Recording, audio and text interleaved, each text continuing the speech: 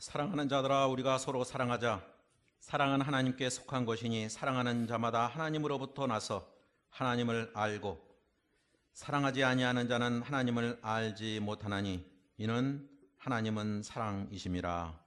아멘. 5월달은 1년 중에서 덥지도 않고 춥지도 않은 가장 참 지내기 좋은 달이다 이렇게 생각을 합니다. 그래서 옛날에는 여자대학에서 그 5월달에 메이퀸 5월의 여왕, 그래서 메이퀸 미인대회가 여자대학들에서 있었죠.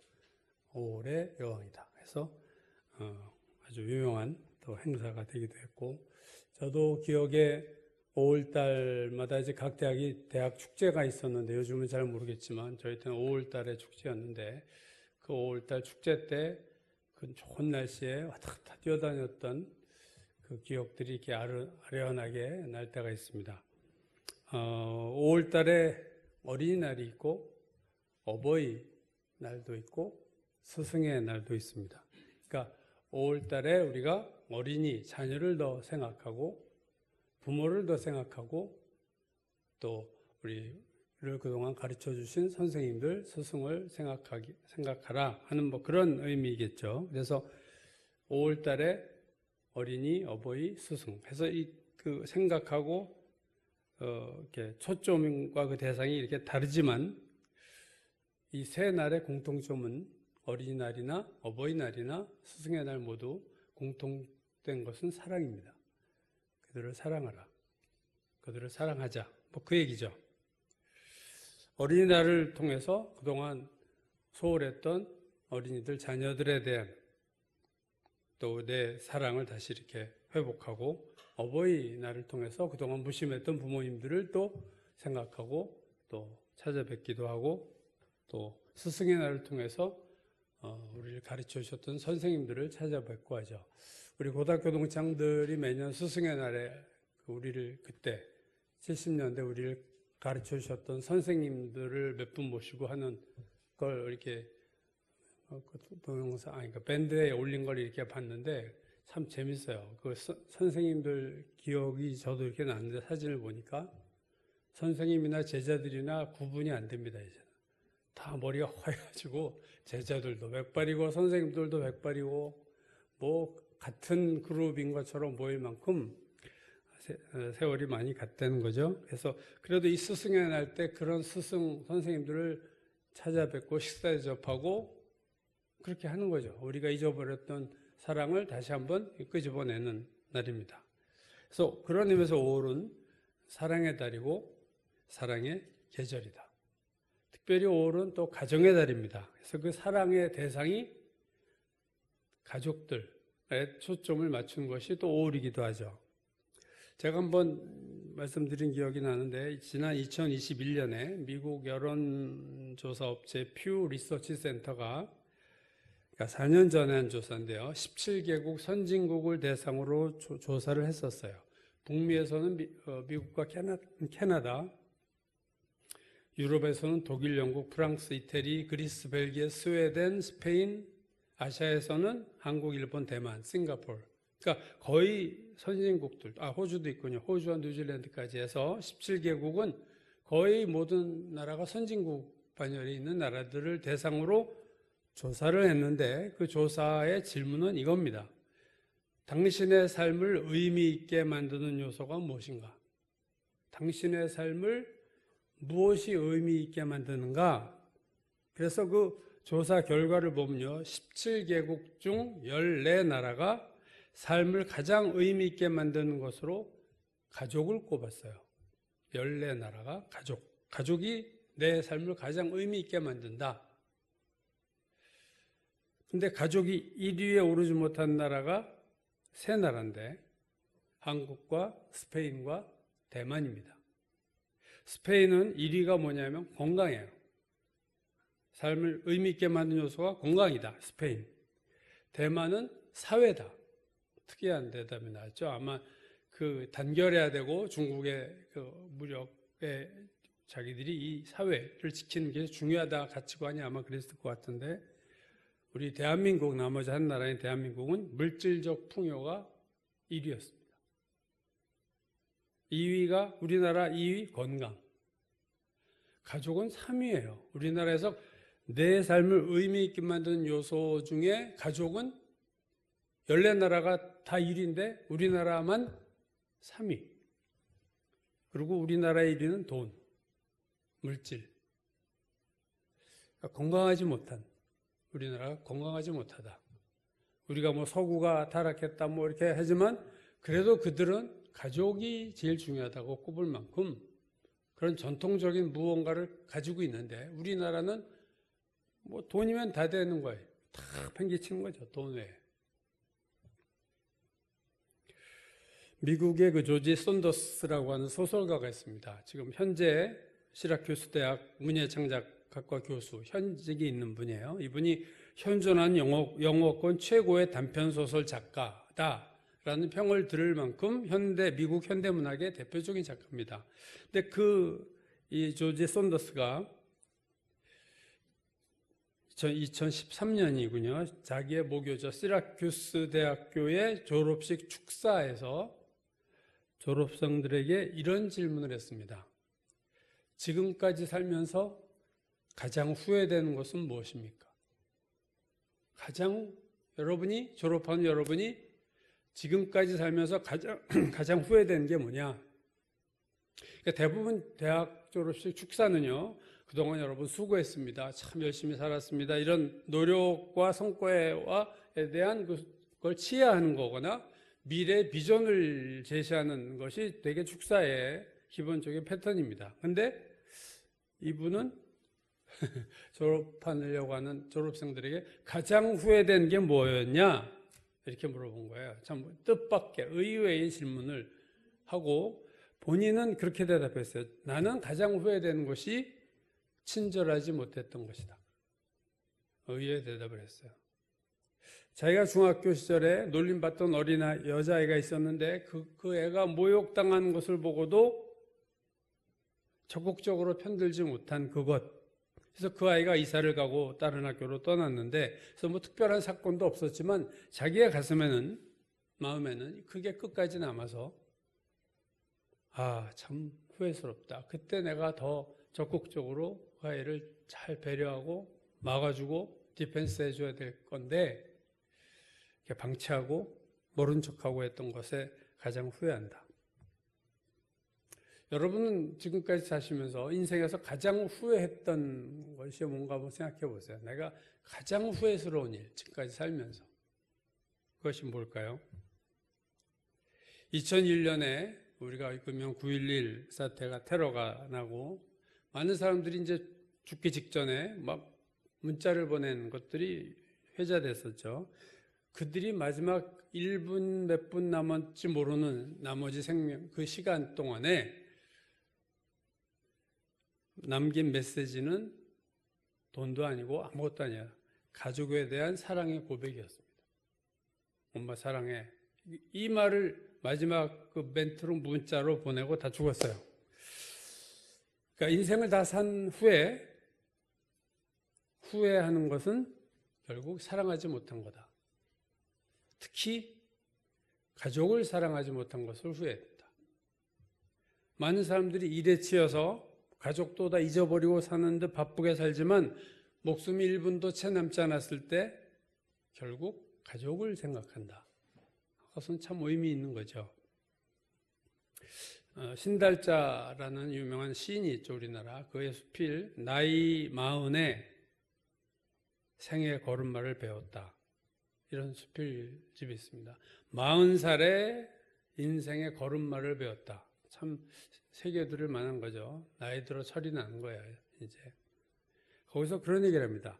9년간 시부모 병수발을 했고 24년간 남편 병수발을 했고 끝내 남편은 그렇게 죽었다. 일생 도움이 되지 않는 남편인 줄로만 알았는데 어느 날 창밖에 비가 와서 비가 오네요 하고 돌아봤더니 일상적인 말을 들어줄 사람이 없다는 거예요. 그제서야 남편이라는 존재가 나에게 무엇을 해주어서가 아니라 그냥 존재함으로 고마운 대상이라는 것을 남편이 간 다음에 깨달았다. 예. 그래서 우리가 참 살면서 후회스러운 것들이 많죠. 그 후회스럽지 못한 것들은 그때 더 큰 돈은 못 벌어서 이런 게 아니라 내가 그때 사랑하지 못해서, 그때 그를 보살펴주지 못해서, 뭐 그런 것들이 결국 일반적인 보통 사람의 마음이다 하는 거죠. 우리가 잘 알듯이 기독교의 핵심은 사랑입니다. 한 율법사가 예수님께 율법 중에서 어떤 계명이 가장 큽니까? 라고 질문했을 때, 여러분 우리가 잘 알듯이 구약의 계명들 전체에서 제일 대표적인 계명이 십계명이에요. 10계명을 살펴보면요, 10계명 중에서 8계명이 하지 말라예요. 1. 나 외에 다른 신을 두지 말라. 2. 우상 만들지 말라. 3. 여호와 이름을 망령되이 부르지 말라. 6번째, 살인하지 말라. 7. 간음하지 말라. 8. 도적질하지 말라. 9. 이웃에게 거짓 증거하지 말고. 10. 이웃의 것을 탐내지 말라. 세상이 악하고 인간이 죄인이라 하지 말아야 될 것들이 너무 많은 것 같아요. 그래서 십계명도 하지 말라는 게 너무 많아. 이거 하지 마, 저거 하지 마. 10개 중에서 8개 하지 말라. 근데 그 10개 중에서 하라는 게 2개가 있었습니다. 하나는 하나님에 대해서 하라는 거고, 하나님은 사람에 대해서 하라였는데, 하나님에 대해서 하라 하는 계명 하나는 안식일을 거룩하게 지키라. 그거였어요. 예배에 대한. 사람에 대해서는요, 내 부모를 공경하라. 부모에 대한 얘기. 이 2가지만 하라. 8개 하지 말아야 될 것들과 2개 해야 될 것들. 이게 십계명이 전체 구성이죠. 그래서 예수님의 이 질문, 가장 율법사니까 뭐 율법을 꿰고 있는 전문가 아니겠어요? 율법사가 가장 큰 계명이 뭡니까? 물었을 때 십계명이라고 기대했을지 몰라요. 율법사는. 또는 십계명 중에 어떤 한 계명을 말씀하셨을, 특정 계명을 지명하셨을 거로 기대했을지 모르겠지만, 우리가 잘 알듯이 예수님은 가장 크고 첫째 되는 계명은 마음과 목숨과 뜻을 다하여 하나님을 사랑하라. 이게 첫째고, 그 다음 2번째 계명은 내 이웃을 내 몸과 같이 사랑하라. 이게 2번째, 즉 하나님 사랑과 이웃 사랑이 성경 전체에서 제일 크고 중요한 계명이다. 예수님의 대답이었어요.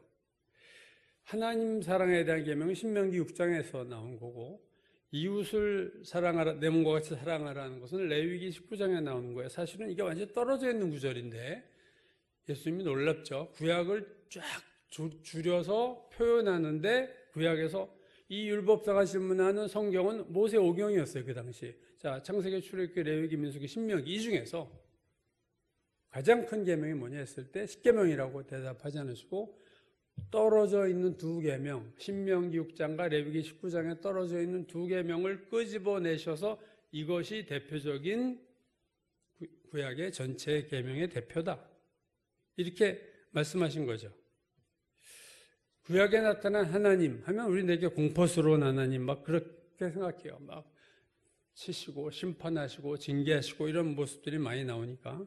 근데 예수님 말씀을 통해서 우리가 알게 되는 것은 구약 성경 전체를 요약하면 하나님 사랑과 이웃 사랑이다. 그 얘기를 하신 거예요. 예수께서 구약을 해석해 주신 거죠.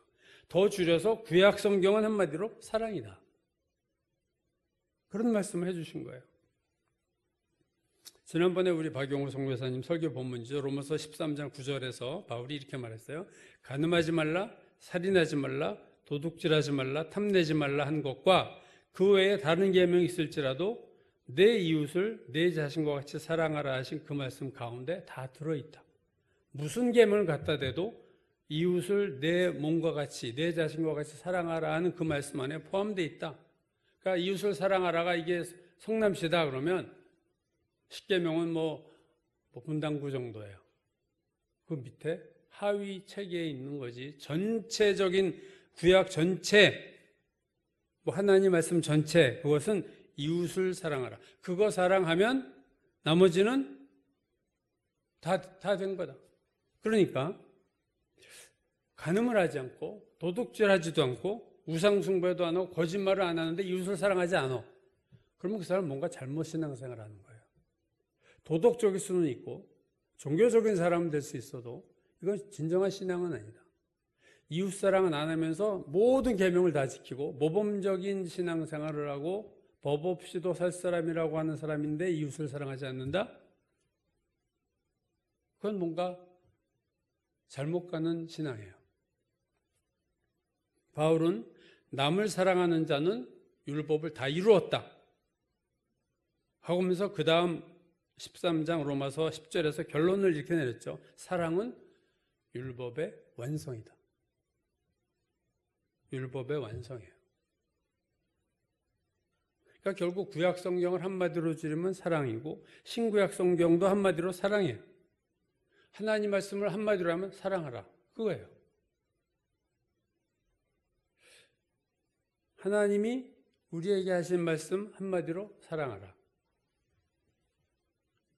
그리고 오늘 본문 요한일서 4장 8절은 말하죠. 하나님은 사랑이시다. 하나님은 우리에게 사랑하라 말씀하셨고 한마디로 성경 전체가 하는 말이 그거고 그렇게 말씀하시는 이유는 하나님 자신이 하나님이 사랑이시기 때문에.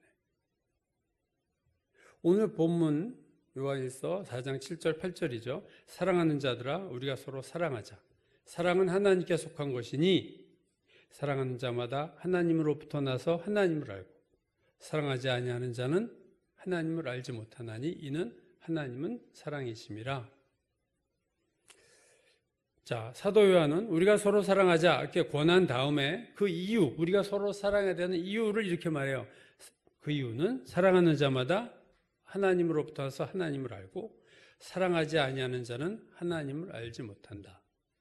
우리가 사랑해야 되는 이유는 사랑하지 않으면 하나님 몰라요. 아무리 예배를 잘 드리고 교회 출석 잘하고 교인의 의무를 다해도 사랑하지 않으면 하나님이 누군지를 모르는 거예요. 사랑하는 자만이 하나님을 알 수 있다. 이거 참 되게 중요한 포인트죠. 이게 그래서 신앙이 율법적이고 뭐 지키고 안 지키고 이런 문제가 아니라는 거예요. 왜 사랑하지 않는 하나님을 알 수 없느냐? 그 이유를 오늘 본문에서 말하죠. 이는 사랑하지 않는 자는 하나님을 알지 못하는데 그 이유는 이는 하나님 사랑이시다. 여러분 이 사랑이란 단어가 요한일서 4장처럼 집중적으로 나타난 장이 성경에 없습니다. 요한일서 4장에 사랑이란 단어가 얼마나 많이 나오는지 한번 볼까요? 여러분 한번 성경 찾아보시죠. 4장 7절에서 요한일서 4장 오늘 본문이 포함된 7절에서 12절까지 우리 한번 같이 읽을까요? 사랑이란 단어에 좀 초점을 두시고 사랑하는 자들아 우리가 서로 사랑하자. 사랑은 하나님께 속한 것이니 사랑하는 자마다 하나님으로부터 나서 하나님을 알고 사랑하지 아니하는 자는 하나님을 알지 못하나니 이는 하나님은 사랑이심이라. 하나님의 사랑이 우리에게 그렇게 나타난 바 되었으니 하나님이 자기의 독생자를 세상에 보내심은 그로 말미암아 우리를 살리려 하심이라. 사랑은 여기 있으니 우리가 하나님을 사랑한 것이 아니요 하나님이 우리를 사랑하사 우리 죄를 속하기 위하여 화목제물로 그 아들을 보내셨습니다. 사랑하는 자들아 하나님이 우리를 사랑하셨은즉 우리도 서로 사랑하는 것이 마땅하도다.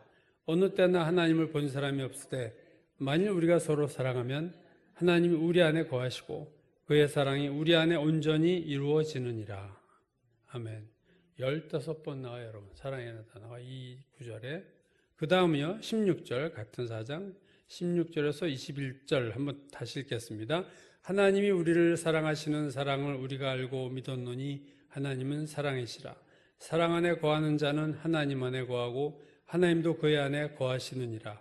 이로써 사랑이 우리에게 온전히 이루어진 것은 우리로 심판날에 담대함을 가지게 하려 함이니 주께서 그러하신 것 같이 우리도 이 세상에서 그러하니라. 사랑 안에 두려움이 없고 온전한 사랑이 두려움을 내쫓나니 두려움에는 형벌이 있음이라. 두려워하는 자는 사랑 안에서 온전히 이루지 못하였느니라. 우리가 사랑하면 그가 먼저 우리를 사랑하셨습니다.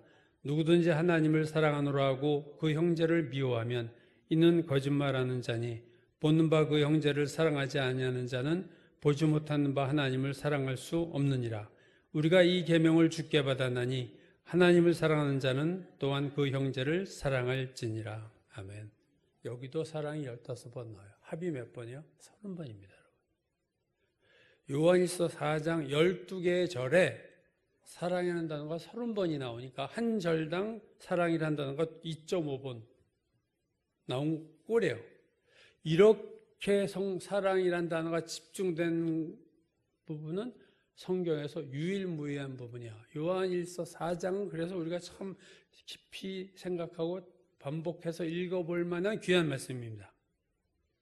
근데 우리가 여기서 요한일서에서 우리가 알아야 될 것은 요한이 지금 사랑이라고 말하는 이 사랑은요, 원수에 대한 사랑이 아니라 형제에 대한 사랑이에요.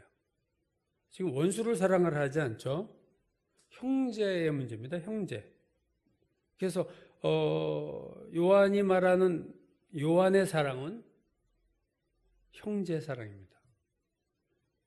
요한일서 2장 9절 11절을 보면요, 빛 가운데 있다면서 그 형제를 미워하는 자는 지금까지 어둠에 있는 자다.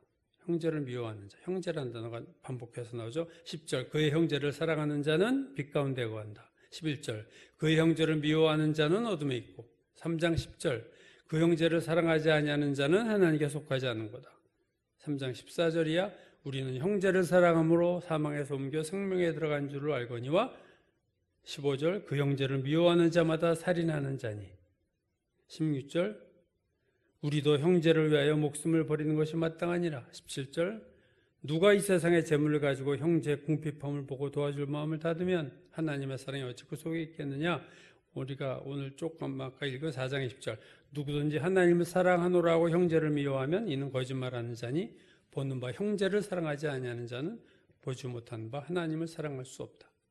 요한이 말하는 사랑은요, 특별히 어디 아프리카 가서 낯선 사람을 사랑하라 그런 게 아니고, 왼수를 사랑하라가 아니고 형제를 사랑하라는 거예요. 형제. 초점이 형제에 있습니다. 요한일서가 말하는 사랑은 초점이 형제예요. 이 형제는 가족뿐만 아니라 친척도 포함될 거고, 우리의 이웃들, 또 우리 같은 교회 교인들, 우리 다 형제, 자매로 부르니까 그게 다 포함된 거죠. 그러니까 내 주변에, 가족을 포함한 내 주변 사람들을 사랑하려는 거예요. 오늘 사도 요한이 4장 11절에서 우리도 서로 사랑하는 것이 마땅하도다 하는 것은 원수를 사랑하는 것이 마땅하다 얘기하는 게 아니라 형제를 사랑하는 것이 마땅하다, 지금 그 얘기를 하고 있는 겁니다. 여러분, 사랑의 시작은요, 형제 사랑이에요. 그게 사랑의 시작입니다. 형제를 내가 사랑 못하는데 남을 사랑한다? 거짓말이에요. 형제를 사랑하지 못하는데 원수를 사랑한다? 그건 더 말이 아니죠. 그러므로 사랑은 가장 가까운 사람부터 사랑하는 거고, 그게 형제 사랑입니다. 그래서 사도 요한이 말하는 사랑은 형제 사랑이다 하는 거고, 또 하나, 이 사도 요한이 말하는 것은요, 감정적인 사랑이 아닙니다. 사도 요한의 사랑은 의지적인 사랑이에요. 의지. 여러분, 이 의지적인 사랑을 헬라어로 말하면 이게 아가페입니다. 아가페 하면은 막 의지적인 것이 느낌이 안 나오지만, 아가페의 사랑은 의지적인 사랑이에요. 아가페의 사랑을 한다, 이게 동사는 아가파오, 이게 동사인데, 사랑한다, 아가페의 사랑을 한다, 아가파오가 신약 성경에 109절, 109절이 나오는데 요한이 쓴 성경에 71절이 나오니까 사도 요한이 이 단어를 되게 많이 쓴 건데요.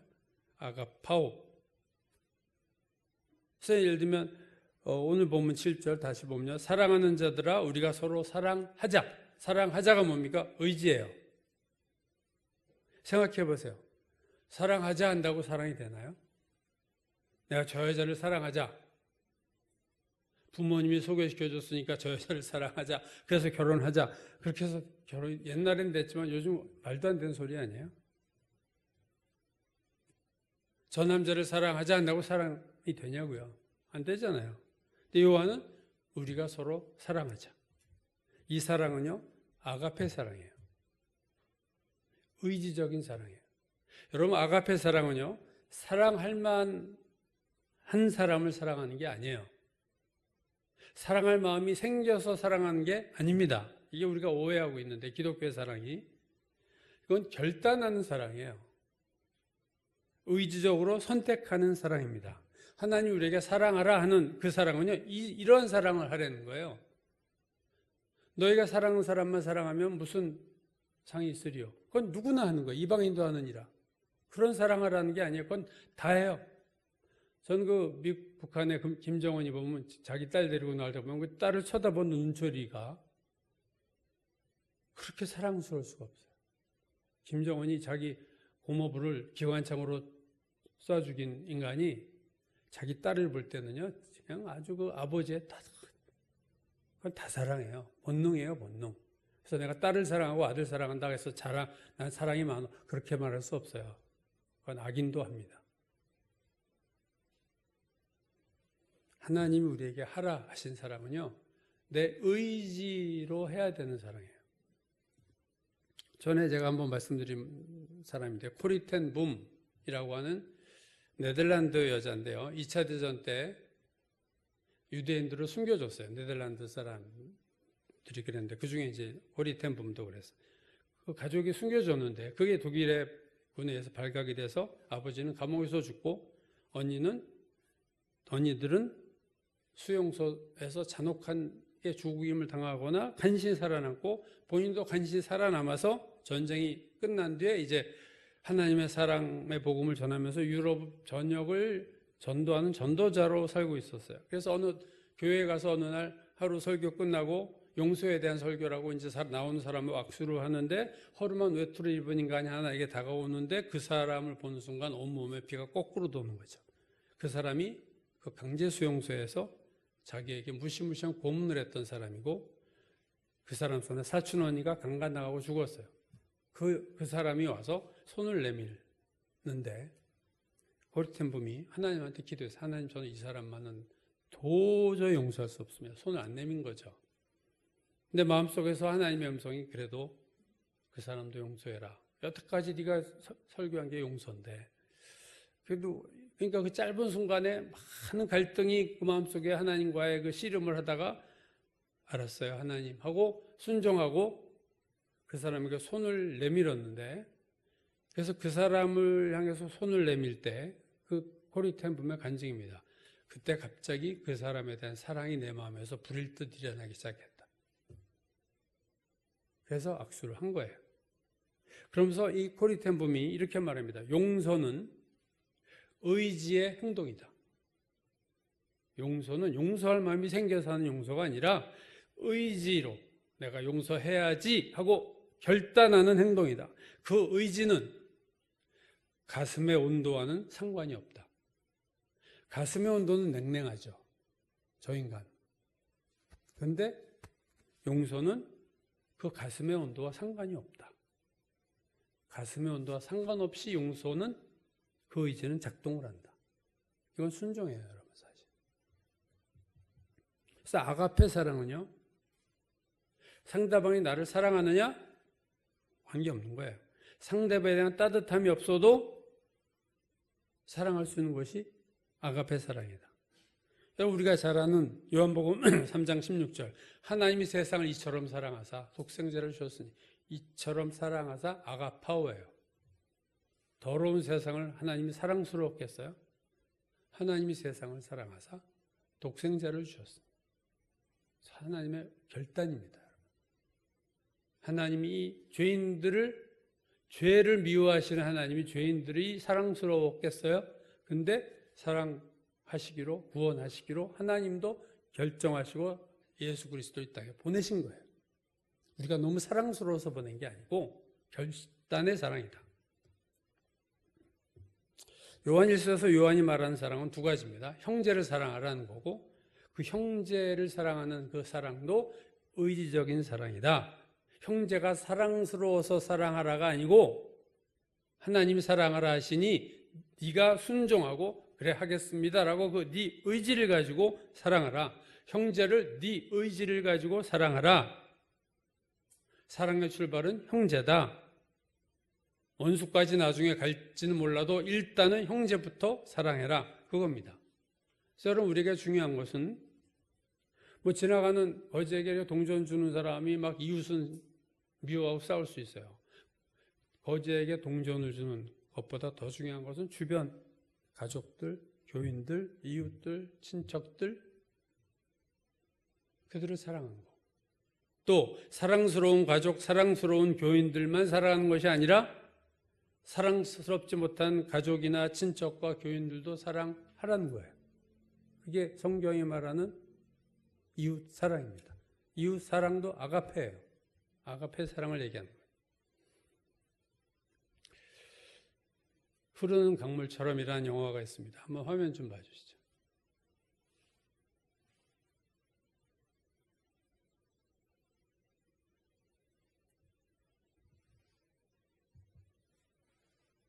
저 왼쪽에 있는 세 사람, A river runs through it.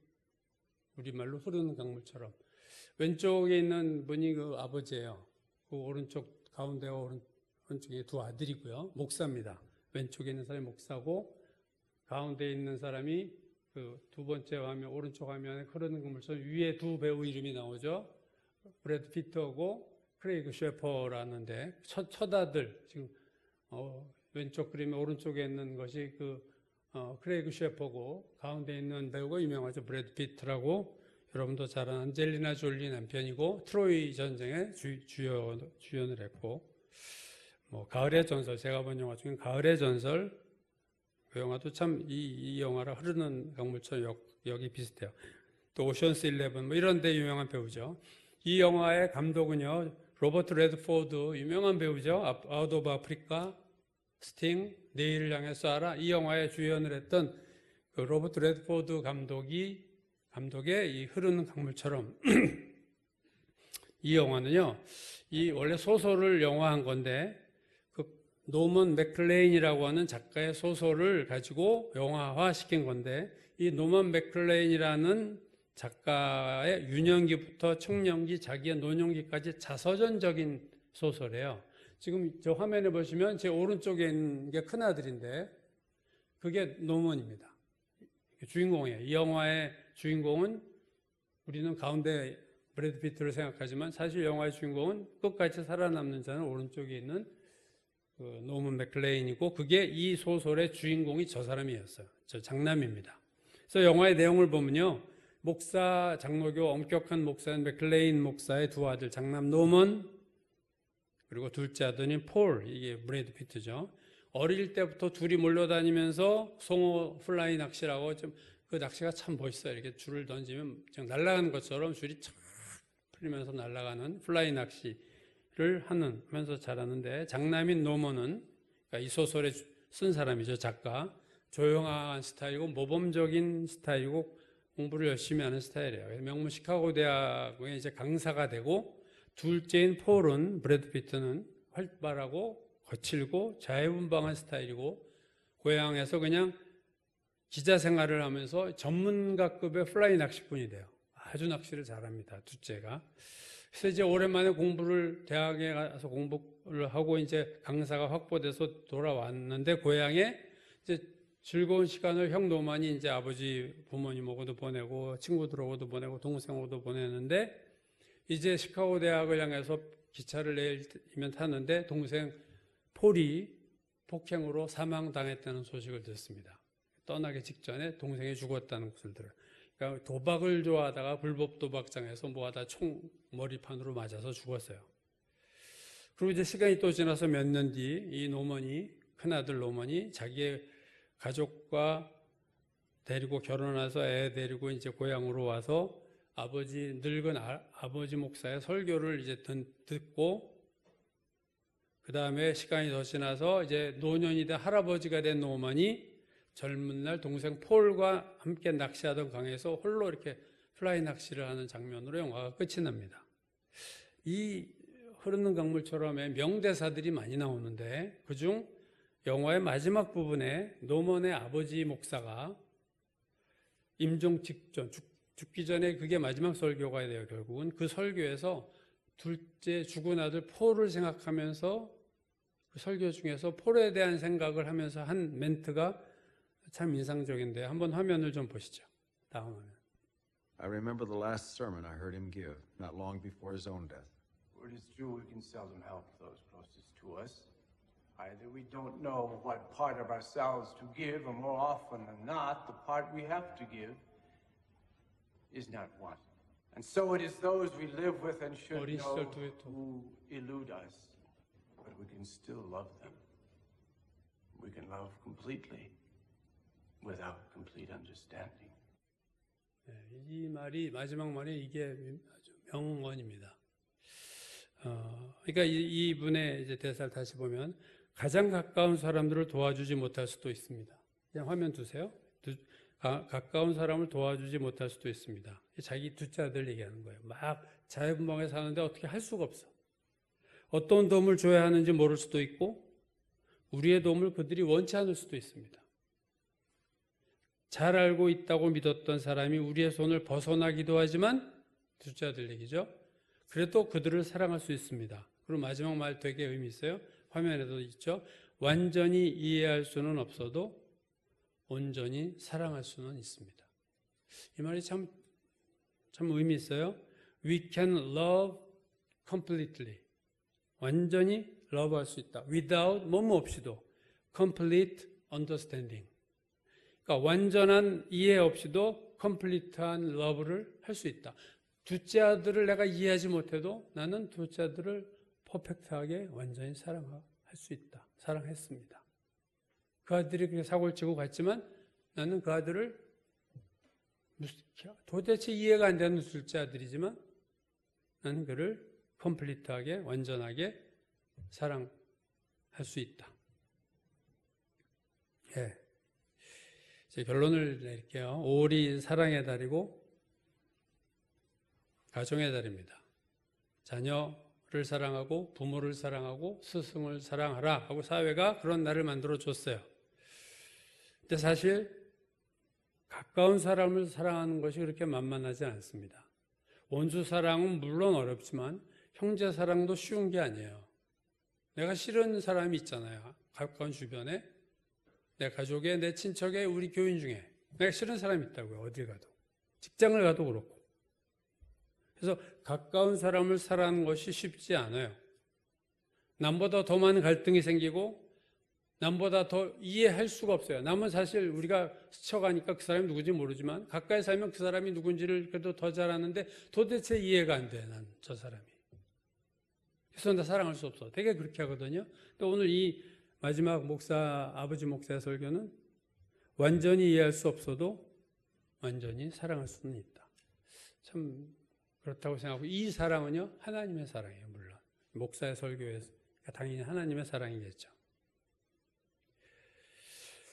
꼭 상대방을 이해해야만 사랑할 수 있는 게 아니다. 왜냐하면 우리가 해야 되는 사랑은 의지적인 사랑이기 때문에 그래요. 그게 아가페 사랑이기 때문에 그렇습니다. 사실 우리가 할 수 있는 거는요, 사랑하겠다는 의지적인 결단뿐이에요. 내가 결단을 하는 건 나지만 그렇다고 그것이 내가 사랑한다고 말할 수도 없다는 거죠. 아까 코리텐 붐도 그랬죠. 그래 하나님 용서할게요. 이 인간을 하고 손을 내밀었을 때 사랑이 그 사람을 사랑할 수 있는 사랑을 용서할 수 있는 마음을 하나님 주셨다.